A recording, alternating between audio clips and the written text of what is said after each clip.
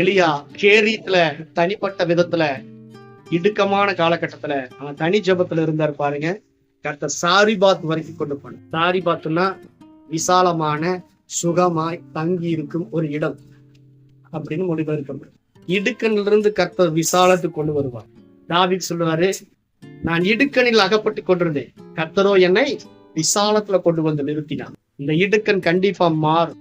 உங்களுடைய துக்கம் கண்டிப்பா சந்தோஷமா மாறும். அது சீக்கிரத்துல நீங்க இந்த லேசான உபத்திரம் எப்பன்னா, முதலாவது தேவனுடைய ராஜ்யத்தையும் உங்களுடைய நீதியையும் நீங்கள் தேடும்போது, தேவனுடைய வார்த்தைக்கு முக்கியத்துவம் கொடுக்கும் போது, தேவனுடைய சமூகத்துல தனிப்பட்ட விதத்துல ஜரித்திருக்கும் பொழுது, நிச்சயமா உங்களுடைய எதிராளி உங்கள் கண்கள் முன்பதாய் சமாதி கட்டப்படும். அப்ப நீங்க சொல்லலாம், மரணமே உன் கூரைங்கே, பாதாளமே ஜெயித்து. மரணத்தையும் பாதாளத்தையும் ஜெயித்த தேவாதி தேவன் சர்வ வல்லமையுள்ளவர் எனக்குள் வாழ்ந்து கொண்டிருக்கிறார்.